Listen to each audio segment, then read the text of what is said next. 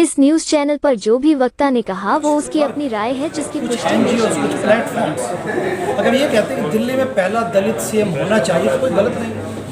सामाजिक अन्याय अपने देश में कितना है वो सभी जानते हैं। जातिवाद हो गया, जो भेदभाव है, अभी भी दलित समाज पर किस प्रकार से प्रहार किया जाता है, उनके साथ भेदभाव किया जाता है, उत्पीड़न किया जाता है।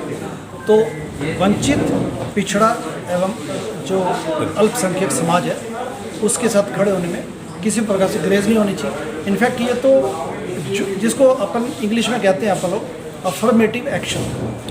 अमेरिका में आप देखिए अफर्मेटिव एक्शन को लोग लेके बड़ा संजीदा। वाइट्स भी ऑर्गेनाइजेशंस हैं जो कहते हैं कि नहीं हम ब्लैक्स के विकास करेंगे।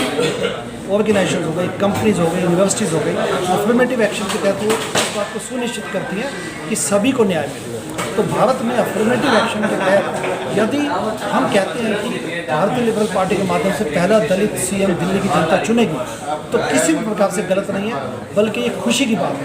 और मैं तो ये भी अपील करना चाहूँगा कि जो अपने आप को उच्च वर्ग का मानते, पहली बात तो मैं जातिवाद के खिलाफ हूँ। जाति प्रथा अपने देश में ख़त्म हो तभी हम सच्चे अर्थों से इस लड़ाई को लड़ पाएंगे।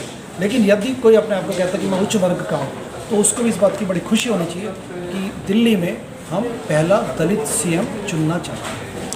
सर, कई संगठनों के लोग कहते हैं कि दलितों को और मुस्लिम समाज को चुनाव के वक्त जैसे चावल में तेज पत्ता डालते हैं, उसके बाद तेज पत्ते को बाहर निकाल के फेंक देते हैं। ठीक है, इसको आप कितना सही गलत मानते हैं, या ऐसा सच है? देखिए, इसमें तो हम पहले ही अनाउंसमेंट कर चुके हैं कि भारतीय लिबरल पार्टी सामाजिक न्याय के प्रति फुली कमिटेड है।